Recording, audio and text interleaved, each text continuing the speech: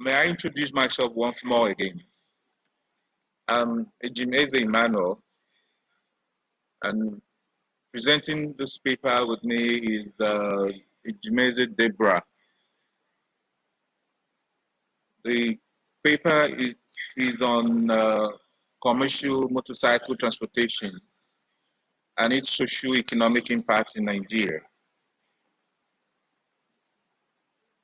I'm affiliated with these organizations as stated on the slide. Okay, Deborah is a postgraduate student at Department of Demography and Social Statistics. So that's the overview of the paper. The paper is actually an output of an ongoing research on transportation modes in Nigeria. I have about 40 slides, and I will try to be as fast as possible so that I will be able to meet up with the time. So commercial motorcycle transportation has emerged as a mode of transportation in several towns and cities in Nigeria. You also find them to be predominant in some developing countries. So they are found in cities in Africa, in Asia, in Latin America. They are predominantly used in Indonesia, in Vietnam, in Philippines, Kenya, Uganda, and then in Colombia. So you could see there in the picture a number of persons, about 4 or 5 persons on a bike that should normally transport 2 persons. And in one of them, you could see a family on the bike.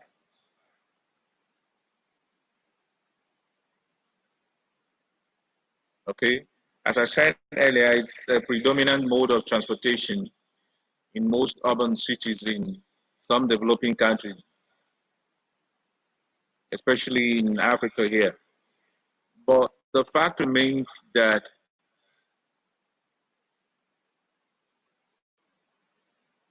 commercial motorcycle tends to be the new normal, and that is becoming a challenge.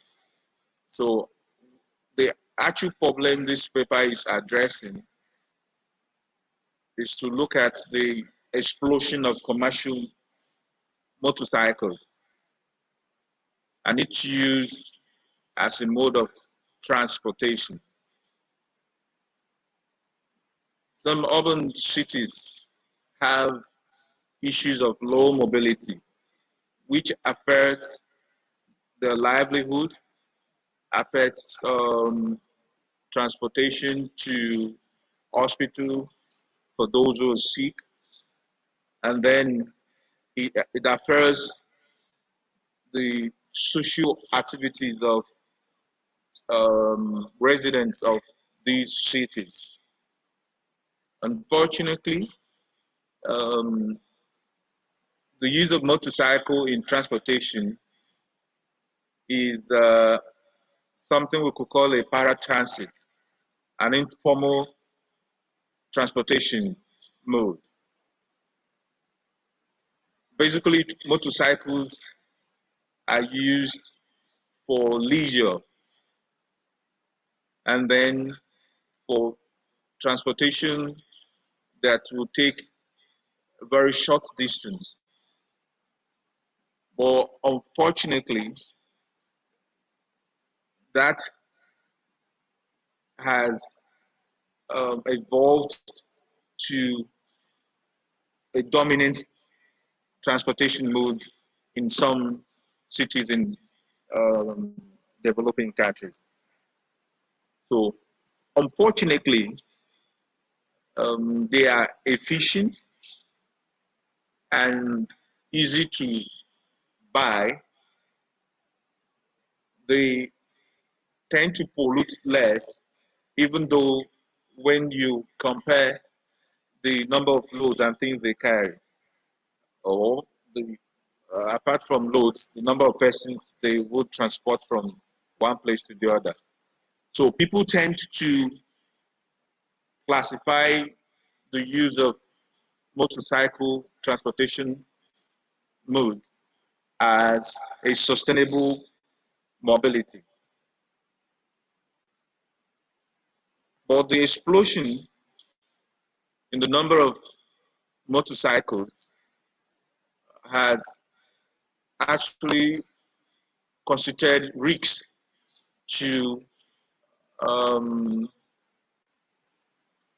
fellow road users, um, bystanders who could be on the road, and other persons who might not be using the road but are nearby because they've caused number of accidents. And it might interest you to know that they constitute to about 40% of traffic accidents in some cities. So they also tend to have economic impact in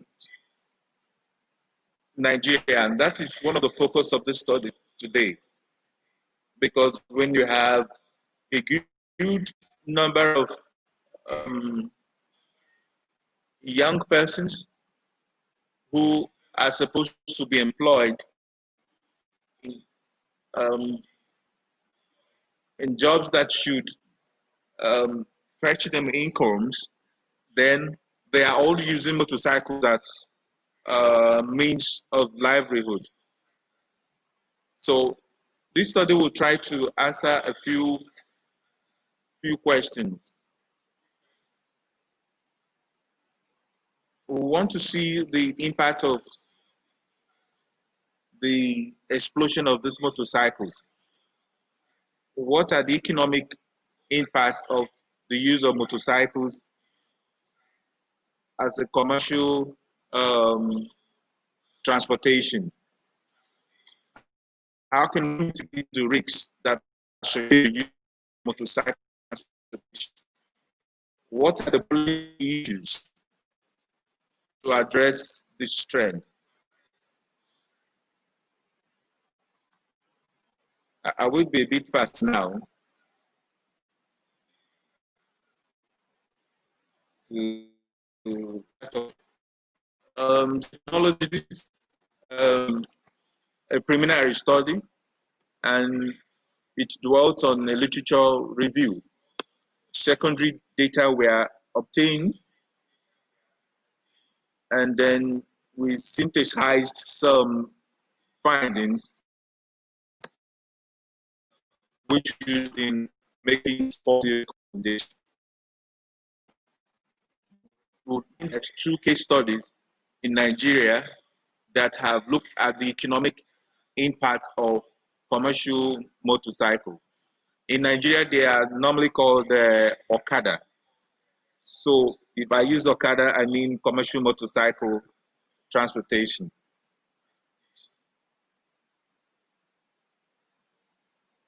From the literature, you can see the impact. And I must say one thing that we saw in the literature. The use of commercial motorcycle is due to the failure of transportation. The failure to people move from one place to the other forced the public to resort to any other means that was available. And since the motorcycles were easy to procure, people chose to use motorcycles. Over time, the motorcycles were used for commercial means. So that's the definition of motorcycle. We could take that as any two-wheeled vehicle by any type of power. It could be electric, it could be internal combustion engine. There are a vast number of them in the urban cities. Okay, so beyond having the traditional motorbikes services, you now have the new ones which use apps. So provide services from big companies like GoCada in Nigeria, Oride, Safeholder in East Africa. They are now in Nigeria. So briefly, let's look at the economics of motorcycle taxis. The emergence of these taxis was due to increasing rate of unemployment and poverty. So unemployed youths had to use the bikes to to make an end. So the Okada system also generates internal revenues for local government where these bikes ply.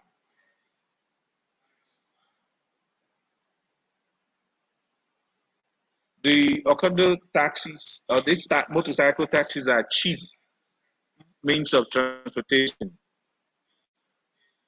and they're readily available and serve the customers in a way that they bring door-to-door services. As I said earlier, um, this mode of transportation has been a personal one, but in Nigeria, it is known to have started in uh, local government in Lagos State. So over time, there was a proliferation of this motorbike. And then we also saw a trend where technicians, apprentices, and then even civil servants leave their jobs and join the business as a part-time work. So, and then the sustainability issues are there. They cost about 10 times lower than an average car. Make multiple trips and can navigate um, towns with very high traffic.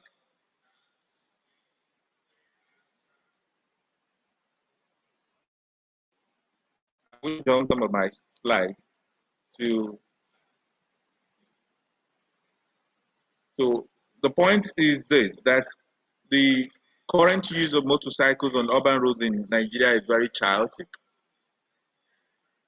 and seems to even threaten the possibility of having sustainable mode mobility in Nigeria.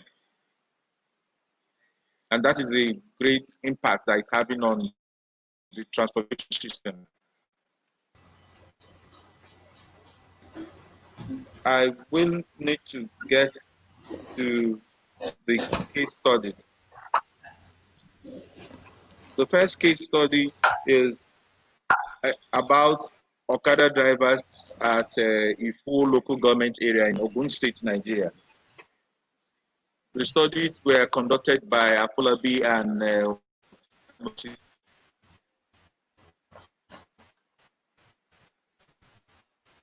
so these were the demographical data about the motorcycle riders. I think we can get the demographic data.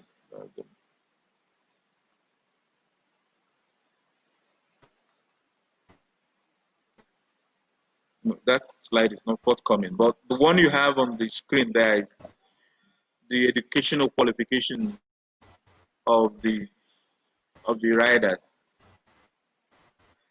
So there on the right, you could see the percentage of those of them who had tertiary education, and then their status of employment. You can see civil servants. You can see those in private business. See those who are students, and then the others. So, okay, that's demographical data. So look at the age of the rider. In Nigeria, the age of the working class is at the range of 18 to 60 years. So most of the persons employed are the people who are within the working age. We see they are predominantly male. Some are married with families. Okay, so the authors, Badamosi and Afolabi, were able to assess the motorcycle operation in Ado, Odota local government area in Ogun State. They found out that about 78% of the motorcycle riders had full-time jobs. So they use the motorcycle business as a full-time job. The remaining 20% or thereabout use it as a part-time job. So in essence, the use of commercial motorcycle now serves as a means of employment for those who are not employed. So the second case, this was done. This is the case of Okada riders in Esako West local government in Edo State, Nigeria. The issue here was the the technicians were switching from um, craftsmanship, I mean, from their crafts to commercial to cycle business. So, and this second case was able to capture the economic impact. And they were able to also find out that the local government were actually generating money because they were collecting dues from these commercial motorcyclists. So this data also shows the demographic trends here for these Okada riders. You, you equally find out on red the age of these persons. And then this table also shows the job mobility from different crafts to commercial motorcycling. They also give reasons for the job mobility: low patronage, stress, poor cash flows, and then need to find new jobs. So they have to resort to commercial motorcycling. The next slide. So, in monetary terms, we'll find out that the average person was earning about 3,000 naira. That's about how many dollars if I had to take it down? It's about 100. It's not up to 100. How many dollars is that? About $6 in a day. Okay, so the findings here show that Okada is a paratransit at that is an informal transportation mode. Unfortunately, it is growing and there is an explosion. There is an issue of poor regulation with increased risks, and the transportation mode seems to be paying rent to some regulators. I, I hope I've spent my time. I'm sorry, but I'll soon round up. So the poor regulation is allowing the explosion. So the explosion we've seen in commercial motorcycling is pointing to the issue of poor leadership.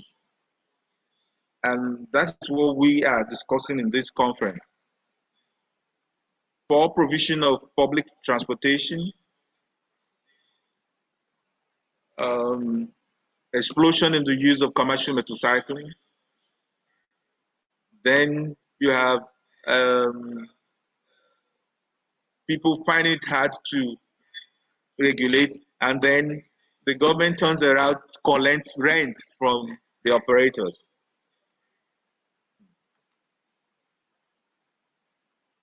So I think I should get to the other slides, but I had to mention while concluding that the issue of controlling commercial motorcycling or regulating is a hard thing. And we've seen ban in some cities.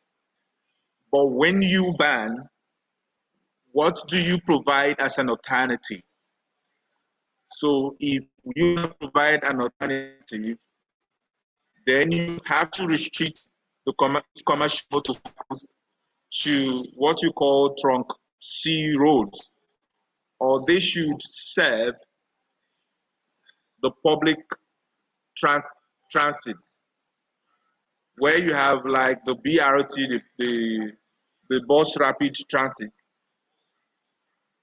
Now the commercial motorcycles should serve as feeders. Then secondly, the commercial motorcycle business is a paratransit mode of transportation. Because of its explosion and contribution to emissions, we cannot say it is sustainable.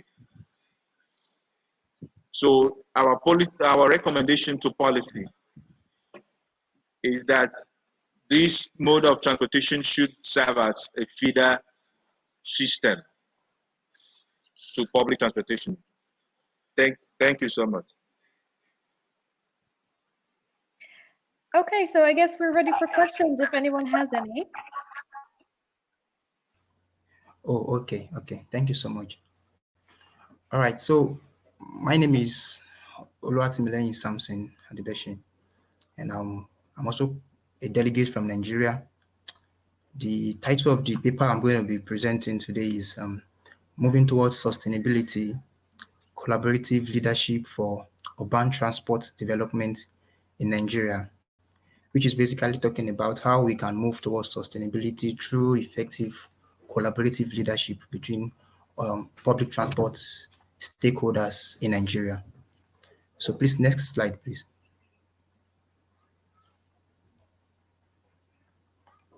All right, so this is the presentation outline introduction. Then I will be giving a contextualization of sustainability as it pertains to Nigeria's public transport scene. Then I'll move on to the methodology, then discussing some of the findings, then conclusion and policy implications. Next slide, please. Thank you. All right, so as a way of introduction, I would love to discuss the unsustainable trajectory of Nigeria's public transport system in the past few years.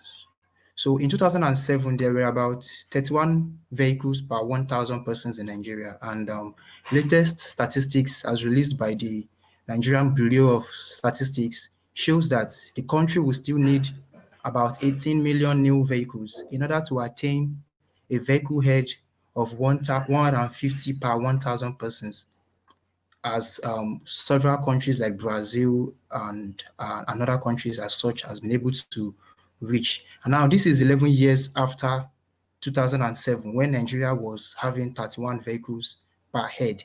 And projecting that we will need 18 million new vehicles shows that there is still a long way to go. Now, the main implication from this is that the country has a population of over 200 million people.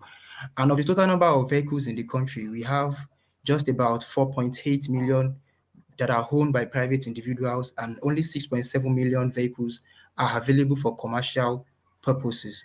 Now, government across levels in the country has basically focused mostly on construction of road infrastructures, and this has been done at the expense of public transport provision in the country. So it is just like saying that they keep constructing roads and they keep repairing old roads, but who is going to move, or who is going to commute on those roads? They have not so much given attention to the provision of public transportation, considering the fact that majority of the population lack mobility means. So public transport in Nigeria still remains a hope for over 90% of Nigerians, because just 4.8 million private individuals have their own vehicles. All right. Now, the implication of this reality is that it has extended the operations of formal and informal public transport sector in Nigeria. So, and the informal transport sector takes extensively the major share of this public transport sector in Nigeria. Okay, next slide, please. All right. So the major stakeholders in the public transport sector, therefore, are the states, the state transport agencies, and the formal and informal transport unions. And the main focus of this study really targets the informal transport sectors because, as I said earlier, they are the major providers of public transport in Nigeria. So, and of course, there is a high level of awareness of global pursuit of sustainability, even in Nigeria, among scholars, among government officials, among government agencies. But the country still shows far behind other countries in the development of sustainable mobility systems. And however, most transport policies of governments are considered inadequate by the public, and many they stumble when it gets to the implementation stage, and that is due to the disconnect between state agencies and the commercial transport operatives, which are the informal transport sectors, as I said earlier. Now, this means that the government is making efforts in achieving sustainable transportation, even in Nigeria, but many a times we realize that the policies keep stumbling, they keep failing, and this study has tried to look into new ways through which we can mitigate the challenges of policy failure, and by the same way engender some form of sustainable transportation in Nigeria.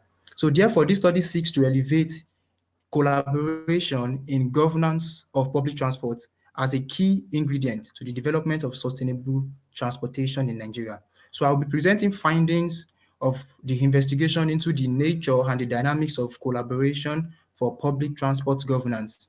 And also I'll be offering some policy prospects for the development of adequate collaborative governance mode for urban transport development in Nigeria.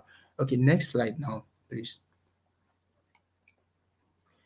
Okay, thank you. Now I will be contextualizing sustainability in Nigeria's public transport scene. So Of course, globally, many first world nations, second world nations have done so well in terms of achieving some form of sustainable transport development. And even presently, they are moving into other forms of sustainability that in Nigeria or in the global south generally, it's most likely looks like some form of utopia, because now we see countries moving towards electric vehicles and all forms of sustainable means of transportation that are much more favorable to the climate and to the environment.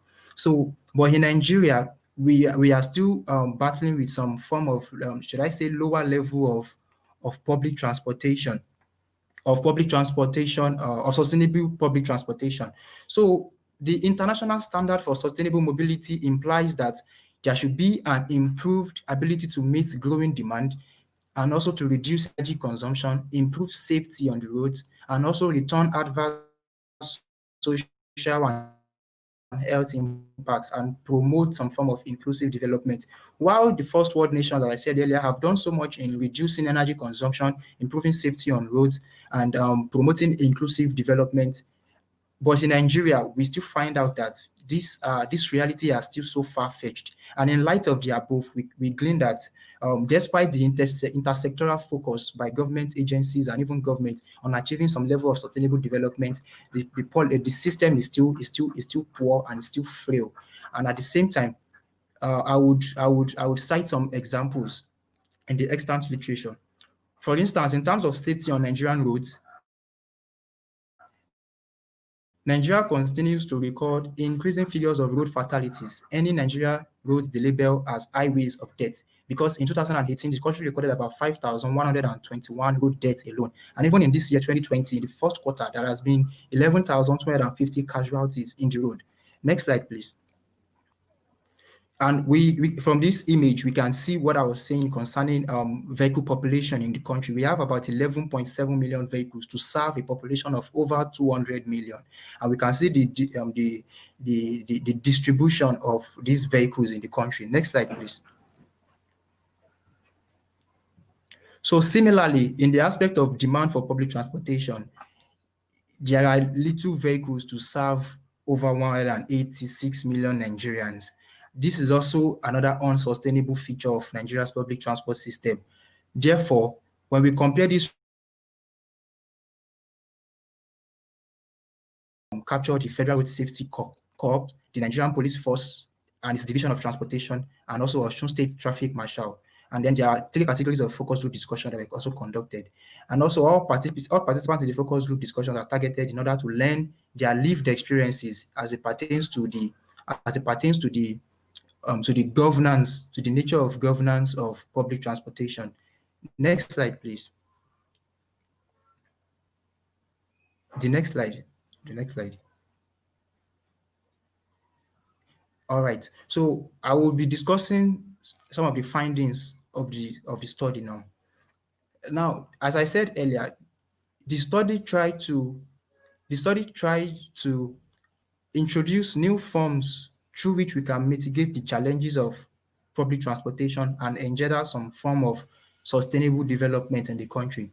So collaboration or collaborative governance, as I said earlier, is being elevated as a key ingredient. So while collaboration involves two or more people working together to create or achieve the same thing, the study has found out that what exists can best be defined as fragmented relationships between stakeholders as opposed to a proper collaborative mode of governance. And this is to be seen as the main challenge of why government transport policies stumble and fail when they get to the implementation stage. So there are fragmented relationships between governments, the government agencies, which are government transport agencies, and the informal transport union, as I said earlier, who are the major transport providers in the country. Now, we see some form of relationship between the Nigerian Police Force and the NURTW. And then we also see that the Federal Road Safety Corps also relates with the NURTW. The NURTW is a national union of road transport workers. They are notorious in Nigeria and they are known as the main informal transport union. Now we see that the Nigerian Police Force and the FRSC share some form of fragmented relationship or separate relationships with this union. And we also see that the local government also shares some form of relationship with this union. Okay, moving on to the next slide, please. Now, we also see that there are some form of relationship between government state agencies also, in order for them to work together and be able to come out with some form of good governance for public transport in the city. But the above form of relationships are opposed to a parallel form of collaboration, which the study is trying to propose. A parallel form of collaboration would involve all stakeholders, as illustrated below.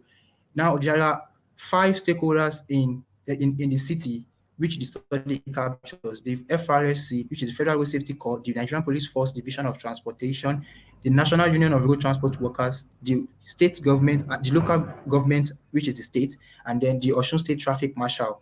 Now, a parallel form of collaboration would involve all of these working together, because collaborative governance means that private and public agencies are being engaged together in some form of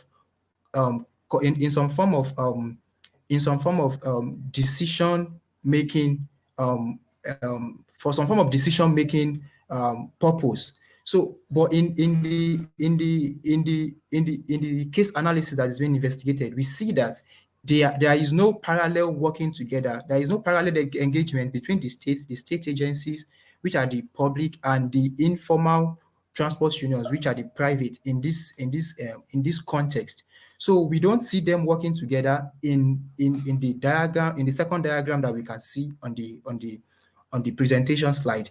So, however, the study found that there is a support for collaboration, because in the country, the National Union of Road Transport Workers, the NURTW, they are notorious for violence, and people have this view that they are not able, or they are not capable of some form of policy making, or for some form of collaboration with governance or with government or with any other formal institution.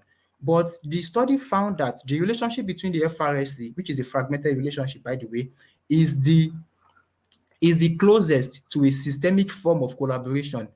And it showed, and I found that both parties thrive on the interdependence between them. That is, they thrive on the form of relationship they share. And this is a major push to the idea that collaboration is key, is a key ingredient in engendering some form of development in public transport. So there are actually factors which have impeded the development of a systemic collaboration amongst these stakeholders. And though I will not be able to go into these factors, I will just mention some of these factors that were found, that the study found out. Thank you. So the number one is a history of corruption among government agents, and also there is a neglect towards informal transport operators by the government, which has mostly led to their politicization by the government across levels, state, local, and federal. And there's also an incapacitation of government transport agency, because many of them lack the means and the manpower to be able to carry out some form of leadership in the city. And also there is absence of government leadership for citywide public transport planning. And the major thing, which I said earlier, is that the country is the state shares the city has an history of conflict, and this historical conflict and prevalent tension between informal transport unions and state agencies is seen as the main issue. But I will not be able to go deeply into that now. So meanwhile, the absence of stakeholders collaboration is responsible for failure of most of government's policies. And also, as put by many of the as advanced by many of the NURT chairman, they said that the government doesn't involve them in policy process. In one of the cases investigated, it was discovered that, next slide please. In one of the cases investigated, it was discovered that there was a policy of government of recent which would ensure that informal transport operators install a device in their vehicles that will limit the speed of their engines. But he lamented the process. He said that, and I quote, he said, based on the union's assessment of the policy, all union members were encouraged to defy the policy as we were not confident of the effect of such device on the welfare of our vehicle engines. Now, this is to show that these people have some form of governance, internal governance on their own, and the government on its own cannot just cannot just formulate policies that would have adverse effect on their own operations. And this is to show that there is a gap of relationship or collaboration between the two, which in the end will make me to submit that the full implementation of collaborative governance mode should involve all stakeholders, including the National Union of Road Transport Workers and other informal transport unions in the country, because this is the only solution to mitigate the challenges of policy failure and inconsistency. Next slide, please. So, by way of conclusion, I would say that the study finds evidence that collaborative governance of public transportation would provide some form of improvement in the implementation of sustainable practices in Nigeria's public transport scene. And contrary to public opinion on the savagery and violent nature of informal transport unions, they are actually capable of some form of collaboration, and they do make meaningful contribution to public transport development in the country, as seen in the case between the FRSC in the city and their relationship with the NURTW. Also, public transport governance in the city is summarized as being uncooperatively done, because government agencies also don't work together. Because we only saw that it was only the Nigerian Police Force and the FRSC that work together, and the Osun State Traffic Marshal is left out entirely. So, in terms of administering public transportation in the city, all stakeholders should share full responsibility in order to overcome the inflexibilities created by organization and sectoral boundaries. So, I will be moving on to the policy implications of the study now. Next slide, please. So by means of policy implication, I would suggest that there should be a full implementation of collaborative governance mode as a strategy to overcome transport challenges and address sustainable public policy, and then shape some form of good transport culture. And then from there, the country can begin to move on to some level of other more sophisticated sustainable practice, such as reducing the energy consumption, and being able to diversify into some level of other non-motorized transport means. And also, the government should rise to the responsibility as the facilitative leader within the collaborative governance framework, because as we saw in the case investigated, we saw that the government is actually takes the backstage, as only the government agencies and the NURTW are left to fend for these public transport needs of the city. And also, the government as the leader should reconcile conflicting stakeholders, including the informal transport unions and government transport agency.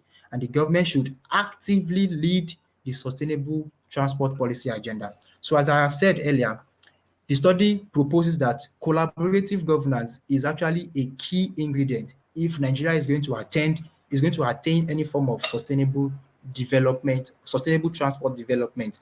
And the informal transport unions, they should be involved, because they are being involved at micro levels, and nothing stops them from being involved at mega level. Thank you. Thank you so much. There are some questions for you in the text chat. If you wouldn't mind taking a look. There's two by Manuel and one by me, although you kind of answered mine already. So just feel free to look at those. And if anyone has any other questions, please do write them in the chat. Okay. I see. I'm coming, please. I think many text chats have loaded and I'm having to scroll back up. Okay, one says, is this collaboration involving all stakeholders, and where is the place of the transport users or passengers? Yes. To answer this question, I would love to note that the study also involved residents in the cities. As I said, there were 3 categories of focus group discussions conducted, which was designed in order to learn the lived experiences of residents in the city as it pertains to the mode of governance of public transportation in the city. And what we found out is that the residents are not involved. The residents are not involved. And this is largely because there is absence of, the government is absent. That is number one issue. The government is absent in public transport planning and overall public transport governance, which has created a vacuum for leadership.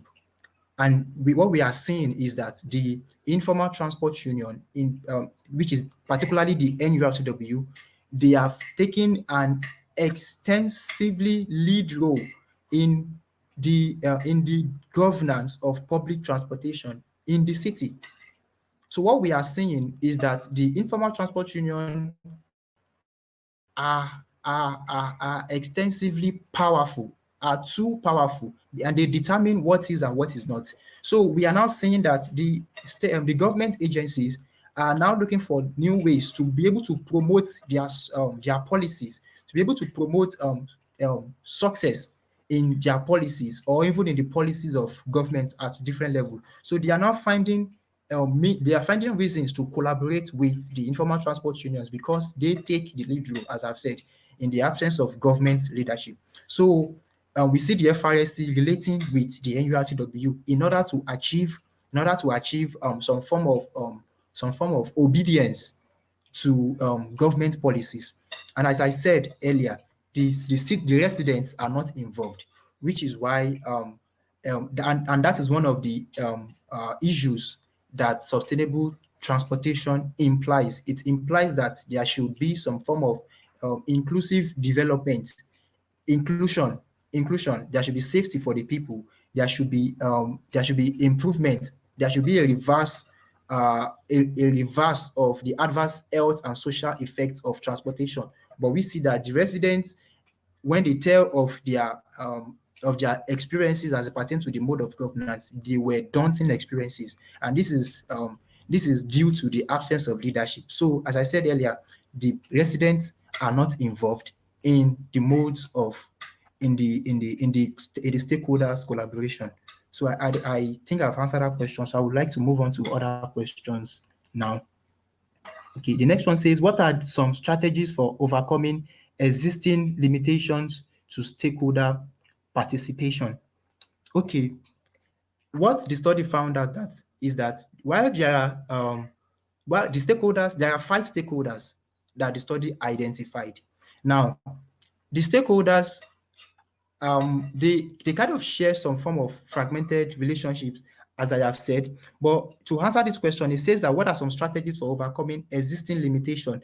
Now, this number one strategy to overcome the existing limitation comes back to the state, because in one of the slides, I mentioned 5 issues that have limited the development or transformation of the existing collaboration into proper collaborative framework. So there are 5 factors that the study identified, and the major one is government leadership, because there is conflict in the city. Ile-Ife is a post-conflict city, and it's not just post-conflict city. The conflict keeps reoccurring since late 1800s, around 1880 something. I'm not sure of the figures. The conflict has kept reoccurring since then, such that the two local governments within the city, we have the Ife Central Local Government and the Ife East Local Government, which is the Modayeke area, and then the Ife Central is the area that occupies the Ife people itself. So there is a history of conflict in the city, such that there are tensions. So any at the instance of any form of initiation of, should I say, collaboration, there is going to be a revolt, because there are tensions. There is usually revolt, and it leads to it leads to the reoccurrence of the same conflict. So because of the tensions and the history of conflict in the city, there has been a limit to the extent to which stakeholders can participate, to the extent to which stakeholders can relate. Also, I would love to say in one of the situation and one of the cases investigated, especially the FRSC and the NURTW, the study found out that at some point in time, even that relationship is fragile because there is no support from the government. There is no backing from the government. Because as I said earlier, the NURTW, they have a violent nature, which they are notorious for across the country. So at any time when the FRSC instigates or initiates some form of policy or collaboration, or they instigate or they initiate any form of relationship that is considered unwanted by the NURTW, the tension comes up again. Then there is conflict again. So if I could refer back to those 5 issues I mentioned, a history of corruption among government agents, which has created distrust between the Informal Transport Union and the government agencies, such as the police, especially the police, and also government neglect towards informal transport operators. Government has politicized them. They has politicized the informal transport unions such that there is now distrust between the union and government, because every election period in the country, because this body, they are very large. So at every election period in the country, the government just come, they give them some form of welfare package, they give some level of promises, vote for us, and all of this. So there has been that has went on for a long time, that the government would make promises, and the successive governments would come, they will make promises and they won't fulfill it. And the informal transport unions, the NURTW, now they have a very strong distrust for the government, such that they don't even want to relate with government and government agencies. So which comes back to say the relationships are usually fragile. So, and government agencies, as I said earlier, are also fragile, and there is absence of government leadership for citywide public transportation. So even they don't want to listen to government.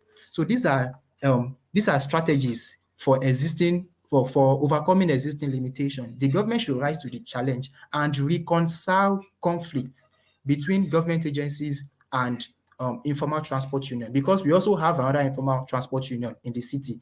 But I think which is the Road Transport Employers Association of Nigeria, the RCEAN. But I think I should say now. So secondly, I want to know the role of NURTW on the transport union. I want to know the role of the NURTW or the transport union on the development of sustainable mobility in Nigeria, as this union has been accused to obstruct the introduction of BRT in Lagos State. Okay, let me quickly cite that situation in Lagos State. Now, it comes back to collaboration. I also need to say that this study calls that there should be there is really no much time for that. But what I want to say is that it comes back to promises and failures, because in Lagos State, when the BRT system was going to be designed, there were promises that the NURTW would also share the BRT lanes, because they have been the main transport providers in the city. But when the system was eventually put in place, they cut them off completely, which comes back to conflict, revolt. So also in the city, in Ife, in this case analysis, there is also such a thing of promises and failures. But in order to answer this question, in the city of Ife, the way they contribute to development is that the union, they do have some form of corporate social responsibility. I cannot really go deep into what they do per se, but I found that they have some form of corporate social responsibility that they carry out in the city. And when it comes to um, um, obedience to government policy, the government agencies, especially the FRSC, they alluded to the fact that they can't do it alone, and they always have to fall back on the union in order to promote the policy. So which shows that there is actually need to collaborate with the union in the place of trust. There is actually need to collaborate with the union. So that is actually what I want to say concerning the way and the rates at which they Yeah. contribute to development. Thank you very much. Hi, thank you. So sorry to interrupt you. This was a really good discussion, but unfortunately we're very short on time. So if I understand. that's okay, but thank you very much for your presentation. I'm going to remove you now, and I'm going to put Baiju up on the podium. So thank you very much. Thank you very much. Okay. Okay. So I start my presentation. It's basically about a village, a group community in South India, a state called Tamil Nadu. How this group community has been over just 10 years time, how their paths are being closed, how the lost community of peri-urban region in Tamil Nadu got ensnared in different types of troubles sucked together. That's what the presentation is all about, and how their mobility is limited. So can you go to the next slide? Okay, so this is a brief understanding of this place, this district by name Kanchipuram. This district, it's quite famous for the rock art temples in South India, and there are around 137 villages and 3.9 million population. This is as far as the 2011 census is concerned, and most people have been involved, engaged in agriculture, and now the tendency is getting deviated with the new economic zones that have come up, and 47% of the people are agriculture, and around 5,000 families are involved in traditional silk weaving, which is one of the most which is one of the most popular silk across India. What we call as Kanjipuram silk, very expensive silk across India. So, and the history of this place has been weaved along with this silk tradition and education as well as, and this was also a place known for its place of excellence in learning in traditional. Well, if you leave aside the casteist ideas, it has been a place of learning as well. The next slide.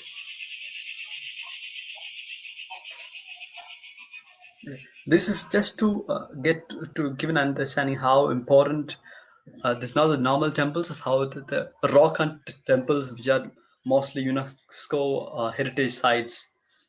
Next slide. Yeah. So now coming down to the focus of this town in Kanchipuram district called Sri Perumbudur, in which this small village which I am doing my field work is located. So Sri Perumbudur is 40 kilometers away from the capital of Tamil Nadu. It's called Chennai. So and this place has been a birthplace of Ramanujan's famous reformer, famous educator, famous as a Hindu saint, and he has been somebody who who accelerated in removing or trying to remove attempts to remove the caste system, and in at least in that part of the world. So this is also a place where former prime minister was assassinated in 1991, and what happened in post 2000 is a rapid industrialization which took over this place and has completely changed the face of this place, and it's been called the Detroit of India. Some articles call this Detroit of Asia, though Detroit is not something that to be accredited or very well appreciated for multiple elements of disadvantage it caused to the people out there. So the multinational companies, this is a small place, but the multinational companies that presently are in operation are like BMW, Ford, Mitsubishi, Nissan, and a lot many, including Nokia had is one of the biggest plants out there, which ended its operation in 2015, which was called the Ghost of Sri Perumbudur. Now they started again, and Hyundai, which came in 2000, has a huge operationalization in this place. Next slide.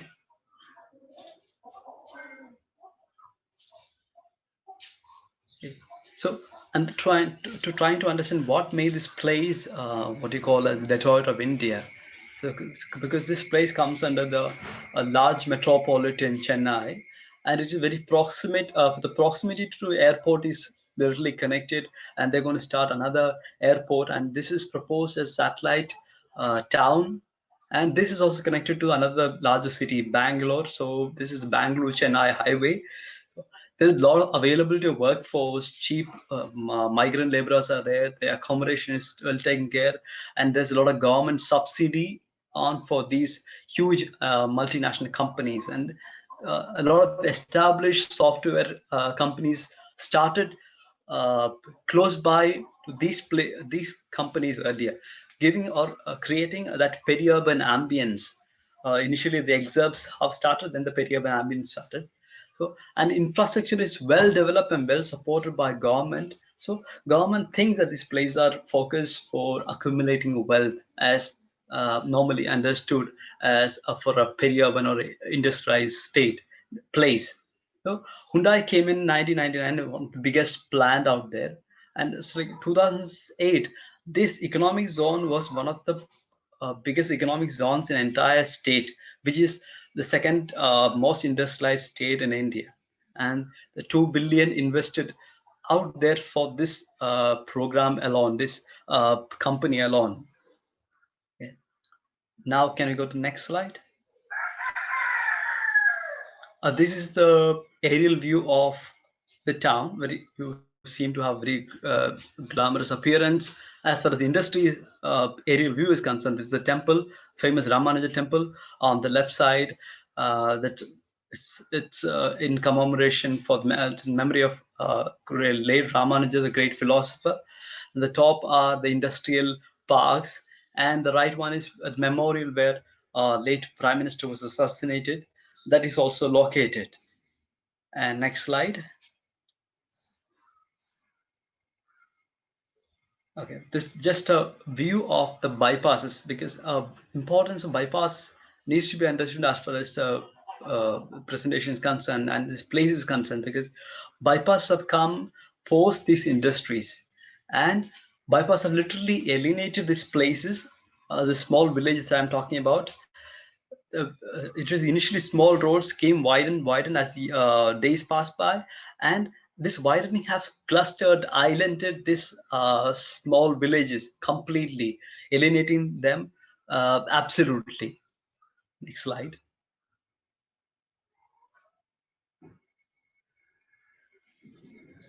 This is just to give the town, which town map of Sri Perambudur, which I'll be literally talking about in the coming slides. Go forward. Okay. But final focus is on this village, which is the map, is called Kachipata. Okay. So what the people always have felt that why the alienation is because the people around them, the industries around them, the multinational elites, the local elites of what you call even the people of their own caste have been very powerful. So that's in the local Tamil, the language they talk about, and whatever the phases, the precarity they face everyday life. And when you ask them, they say, "Oh, no, these people are very powerful. You can't deal with them." The only option is to bear with everyday plight they have upon their heads and go along. Next slide.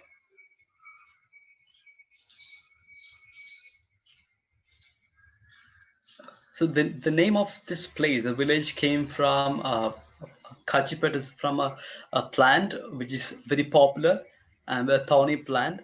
From there, and this place has been well known for silk in local language called pattu. So that's how the name came about. So it's the large part of this place is mostly government land, encroach, or they've been non-defined land people have come across and stayed settled. They've been migrant laborers, and it has around 5,210 population. The male population is 2696 and female is 2514. Just but mostly the people are called scheduled caste people. Scheduled caste is a segregation as per the government data for those who have been deprived because of the caste system existed in India.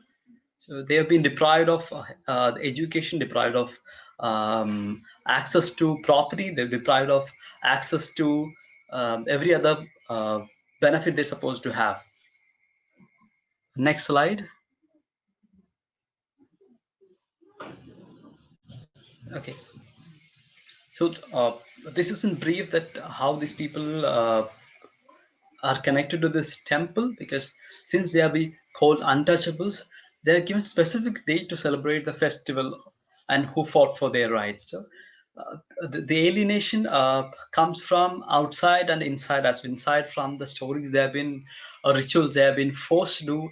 As for example, you say they are the people who will be called to cremate dead bodies when any death happens, and the upper caste people will never touch that, or any demeaning jobs are all thrown upon these people, and they have strong caste sentiments that pull them, feel them inferior, and uh, these combined things, intersectionality, makes them something very, puts them to the liminality that they are not able to come out of what you call as caste consciousness in India.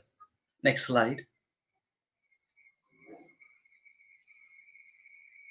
Okay, so now I'm trying to just throw at what the idea of physical bypasses are. Physical bypasses not just are those wide roads laid by over the last 20 years in this place. There is a national highway, there's a state highway. The memorial that I've shown is a huge place, completely shut down, huge walls built up. The real estates, no, basically the rich ones, accumulation of property, and vast areas of multinational companies, hectares, hundreds of hectares together. So this all came in a span of 10 years, came and made bypasses across these people's property, people's livelihood, people's daily experiences of how the accessibility of their place is around. That's like 137 hectares for one particular SEZ alone. And there are 17 companies, Indian companies, and 5 international companies existing now, in operation now. Next slide. This is a real picture of the place and how this what you call bedroom communities are encroaching and taking over lands, and how this build areas are getting into the richer cluster of the richer communities. Next slide. Yeah, I can skip that as well. Okay. So now looking into social idea of what bypass is. So when I've told how people physically they are completely bypassed, completely islanded, there is, along with this, there a social identity that this village was completely outside the main town because of they were told they were untouchables for centuries together. As a lower caste community, lower caste is a term used in India for the so-called untouchable community, which even now people certain ways of practice. So the alienation existed from a very long time, and even now how the physical bypasses along with social bypass exists, because I told the cremation is only the job of these people, or consider of an accident happens, dead body is thrown out there, only these people will be pulled out by the police to take the dead body, or you have take the manual scavenging, or any of these demeaning things are thrown upon them. So it has socially gone into the mind that they are bypassed from the main community and deprived of every right to be called. And a few of the youth are by force got into the cyclical vicious cycle of criminal activities. Because of this criminal activity, they are labeled as criminal youth, and they will not get any kind of job in any of these MNCs, even if you're well qualified. So if you try to get into, many of them are technically qualified, and they get into these companies and they're thrown out within a few days, having known that they have come from this village and have this label of troubled youth or criminal youth, and they've been thrown out. And they do not even have much of clarity about the property they belong to. They have houses, but they have no idea when and how long they can stay on because of this non-clarity, no consideration from the civil administration towards their adobe. Okay, next slide. Yeah.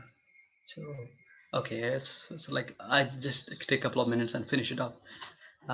So mobility threats come from a lot of factors limiting it limits the social access to their own community, which bypass it restricts their villages and access to jobs, and they bifurcated from their other villages, and their surgical strikes in terms of the cultural celebrations and the social bonds that completely cut off. So they are coming down to narrow down to very small cluster of social bonds. So threats. This also resulted in threats of the natural resources. The water, because of the company, the water resources are completely shut down, and they're able to. They have to buy literally water, drinking water every day from the water containers, which is another what you call water mafia. And they don't have proper regular jobs. If you get a regular job, they're going to be very cheap, and so these are things force them get into illicit liquor, drug dealing, and take up murder cases for merely what you call $200. They take a murder case upon themselves and get into smuggling jobs, and to the end of the day they get incarcerated for the smuggling job and get caught, and they're into this vicious cycle in a continuous flow, get into become victims of the gangs. And some of them take pride into this being in the gang because the masculinity is short. That's what the low caste people are expected to display, the masculinity. And they every time you have a conversation they try. That's the what you call a cruel optimism the community is all about. Next slide.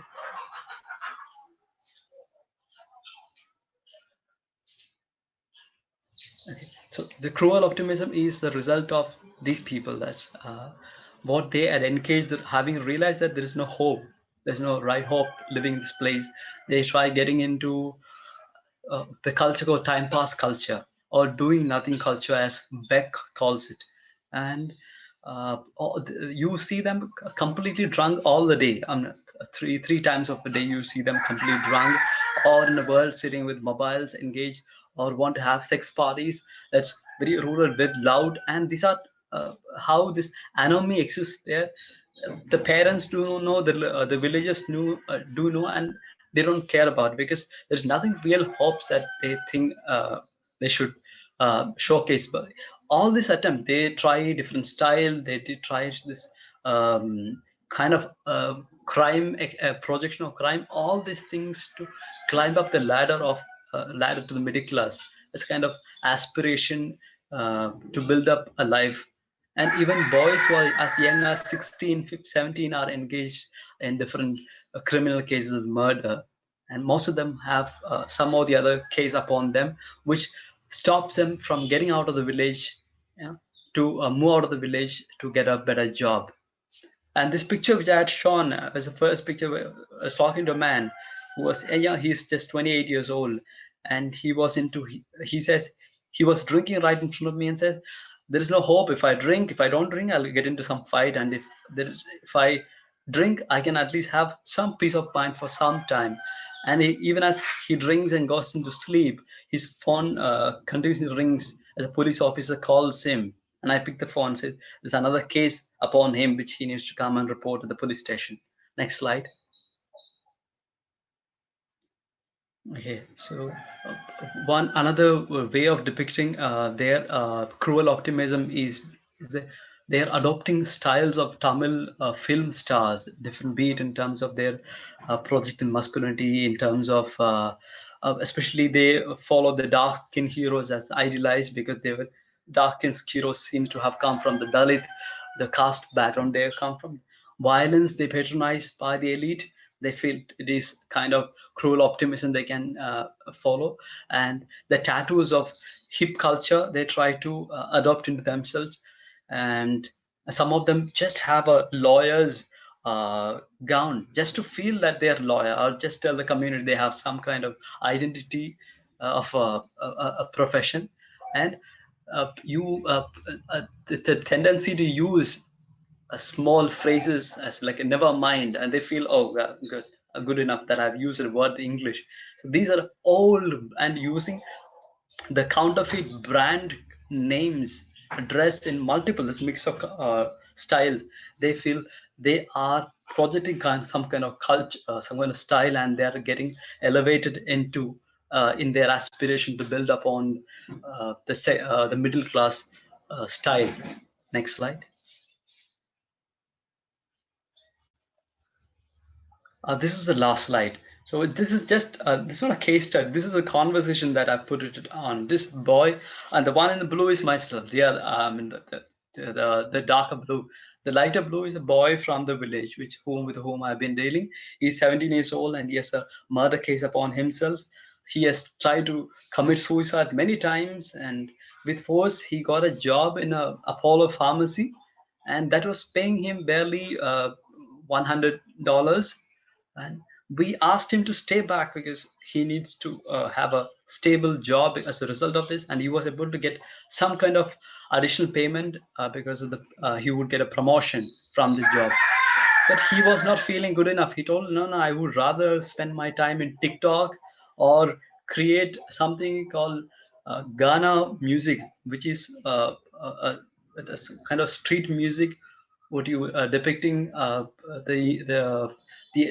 the styles of Indian Tamil identity, and they feel cool that it is connected. This music is connected to the hip hop type of music, and he, or whenever he sees me, he dresses well and comes to me and says, "The Tamil, the style, boss, enjoy life." And what do they mean by enjoy life is life has to be one day at a time and nothing more, and you don't have this much hope that you have to count on down at the end of the day. It is one day at a time and nothing more. So this is the reality. That's the one reason we have tried forcing them to getting the education. They say, no, we don't want to get any kind of education or upskilling. No way, because any kind of upskilling or education it's not going to result in getting a proper job. It's just a mere waste of time.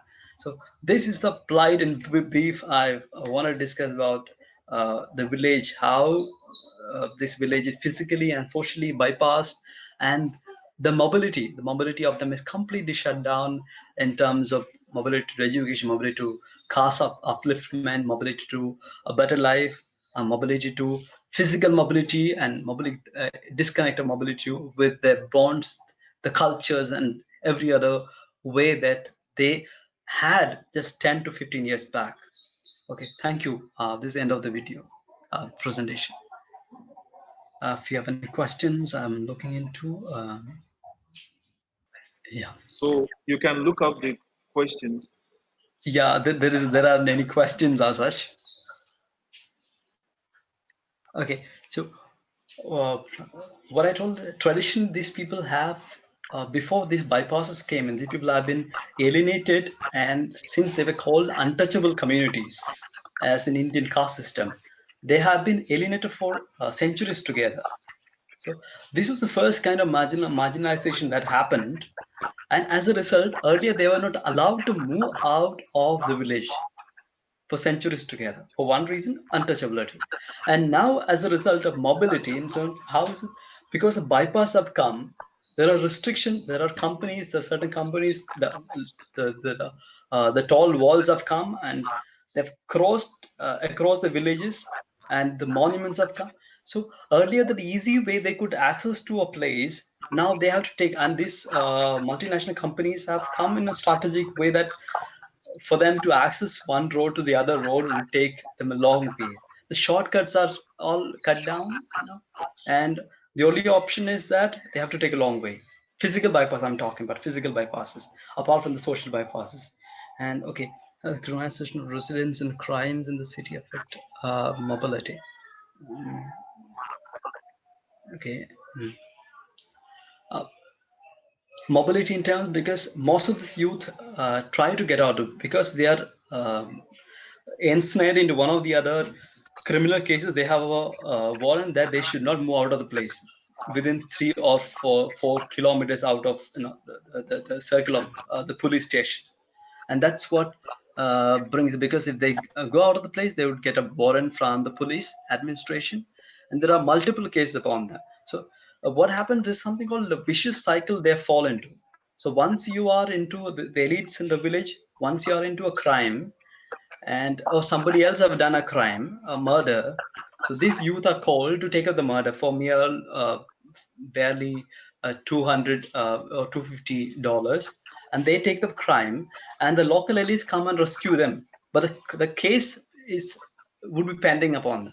So they would get a bail. They would come out and then go again into the village, and a few days or years time, they show their allegiance to these people elite who have taken out and given some pity penny, and then again a similar thing comes up and they take up the crime again and it goes. So that they're completely ensnared into this vicious cycle, which is taking up crime as a business. And what they don't realize is that a lot of criminal cases are not completed and still on and on. I don't know if I've answered well enough for your query. Yeah. Yeah, Samson is here. Can you hear me? Yeah, I can hear you. I can hear you. Okay, beautiful. I really can't Yeah. type well on my computer, Oh, it's fine. so that's Yeah, why I yeah. raised the hands. Yeah. Okay, I would like to ask that does the people have a structure, or should I say a structure of governance which is aimed at projecting their voices against these bypasses in any way? Okay. So, yeah. So that was So so that we can know that is it a challenge from the government? Is it a challenge from the government's hand, or is it just lack of coordination between the people okay. so that they can be able to Yeah. let their voice be heard? Thank you. I got it. I got a question. The issue is that we need to get a little back into the system, because these people, the system was completely filled with upper caste, the elite, the caste. I know if I hope you know the caste system in India. Yeah. Yes. So it was the system. System means especially Tamil Nadu was filled with upper caste people, and even now in every government administration. So upper caste consciousness is very much there in the mind that they do not want to do any favor. They feel that these people at the lower strata are completely what you call as the animal kind of treatment. So so they feel this that they don't deserve any governmental benefit. So it's not that Wow. there's a non-willingness from the governmental agencies. So it's like you throw peanuts at them.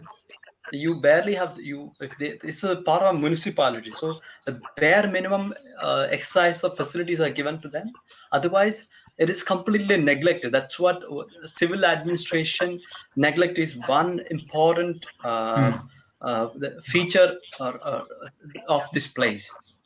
So that is the reason they Okay. are deprived another way, a social another kind of alienation that happens to them. Okay. Yeah. Thank you very much. Thank you Yeah, very much. thank you, Samson. Yeah. Oh, okay, Baiju. Can you hear me? Yes. Yeah, I can hear you. Yeah, the issue there, because my network was breaking when you Okay. were responding. So I want to Okay. find out Yeah.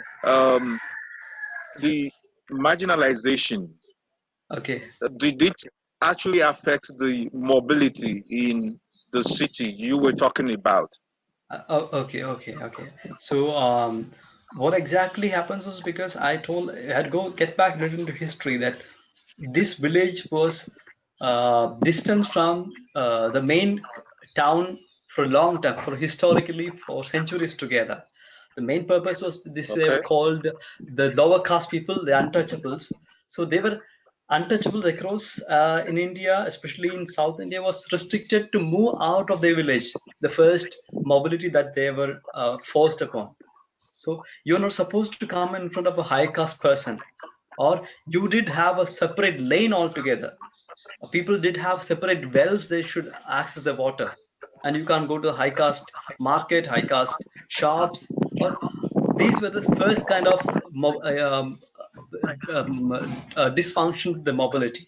And presently, when you take into uh, the, uh, the present the multinational companies, how they come in is a strategic way to isolate them even further. How the roads are marginalized. So uh, the how roads have come across this place, the particular village, and the MNCs, the physical structures of governmental institution, all these are come so that these people get completely immobile.